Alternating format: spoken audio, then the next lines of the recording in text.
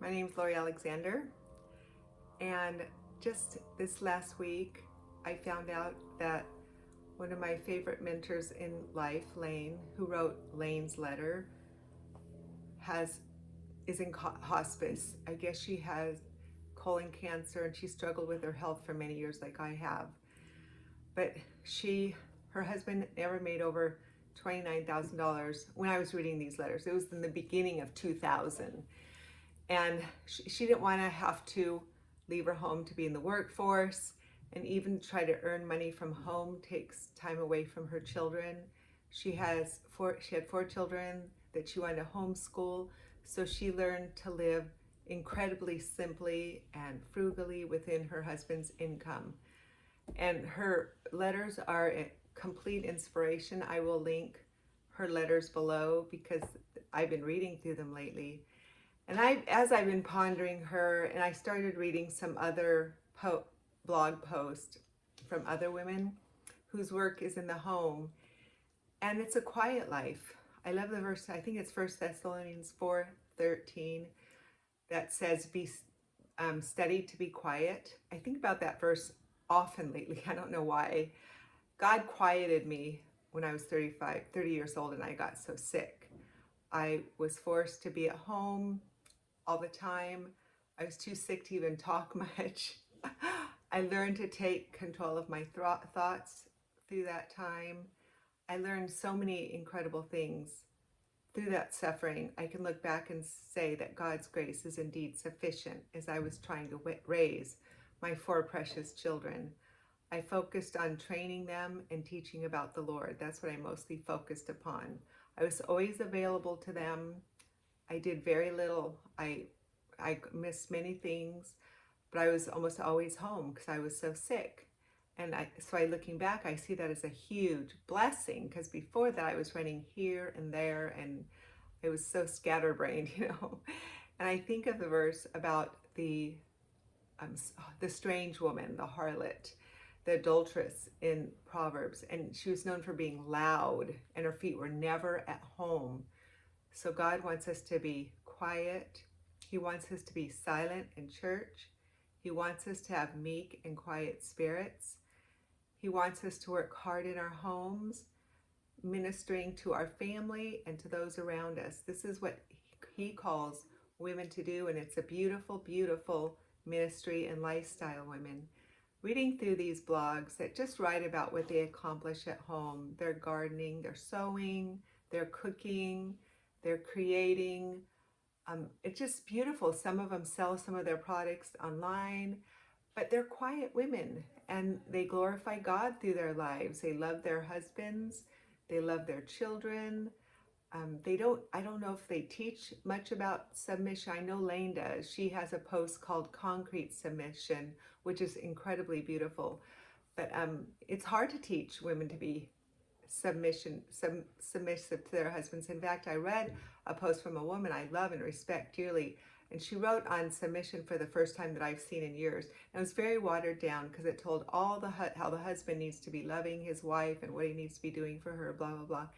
This is what tripped me up all those years, because I would look at how my husband was supposed to treat me, so I became the judge and the jury about if he was loving me and treating me the way that he was supposed to. And of course, he never lived up to my expectations.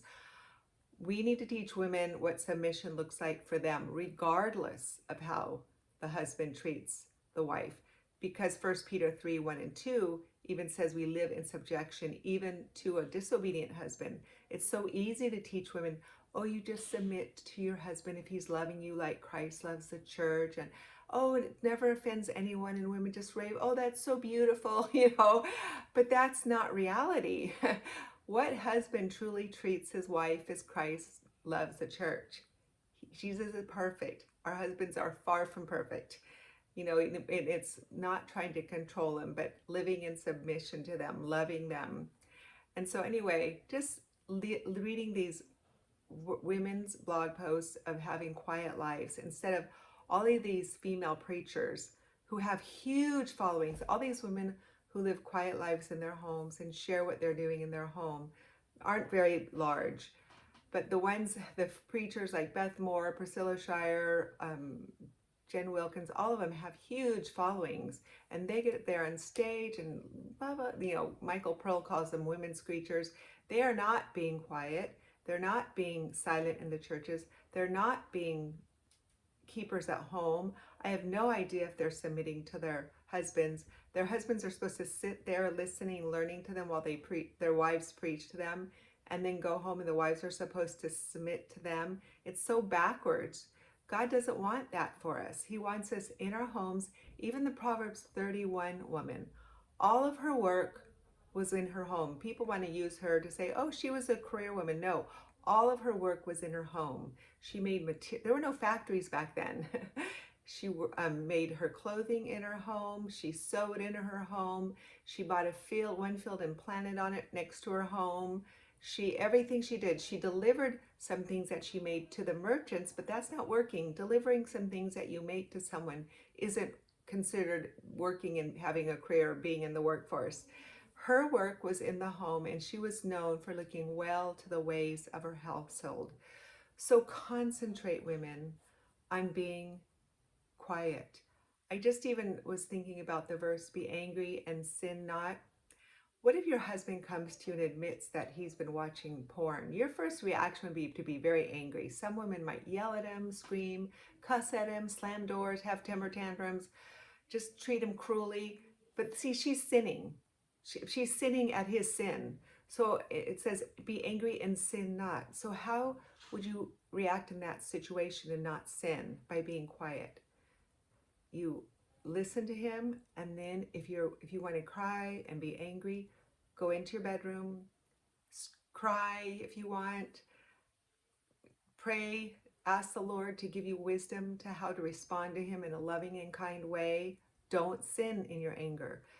And same with your kids. If they're doing something, you don't sin when they're doing something sinful. You might have to discipline them. That's not sinful. But you do it in a way that's not sinful, not taking your anger out on them. So everything we're supposed to do is to be defined by being long-suffering and kind. So even if your husband comes and confesses something to you, which is the starting point for him giving it up, which is a really good thing. That's what you have to be thankful for. Then you could go back to him after you've calmed down and said, thank you for confessing that to me. What do you want to do about it? How can I help you in this struggle?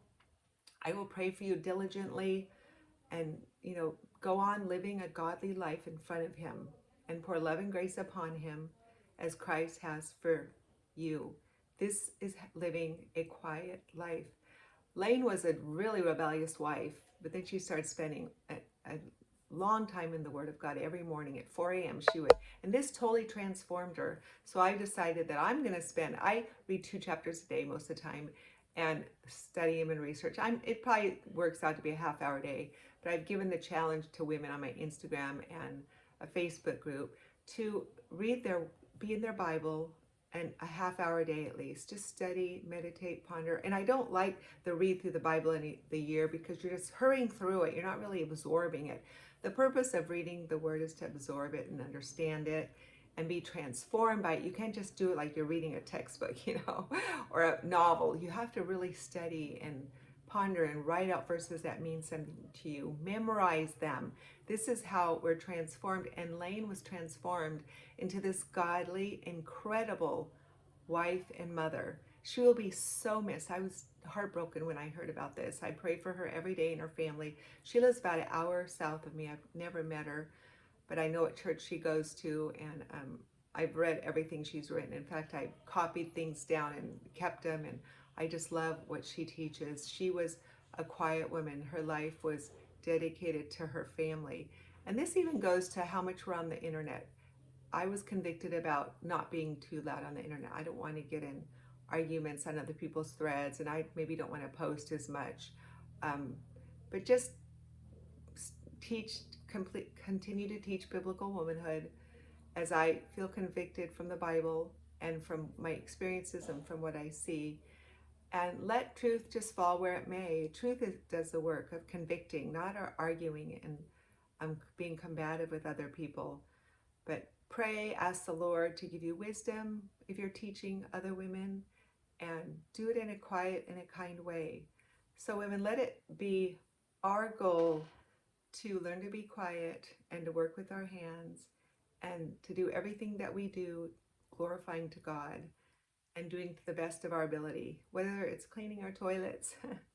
My grandkids are coming soon, so I'm going to make them I think a carrot cake, which is full of a lot of good butter and eggs and healthy stuff. And I'm going to make a my curry chicken lentil soup for my husband today. I'll be watching the kids for a while.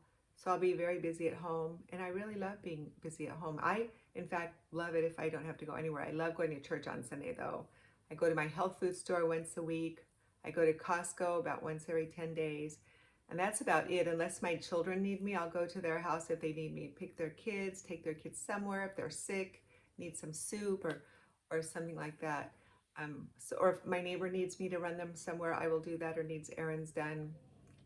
But I'm pretty much of a homebody, and I think with my health problems, it's forced me to be this way, but I'm so content now at home, and I love my home. Love being home. Anyway, have a good day and learn to be quiet. Bye bye.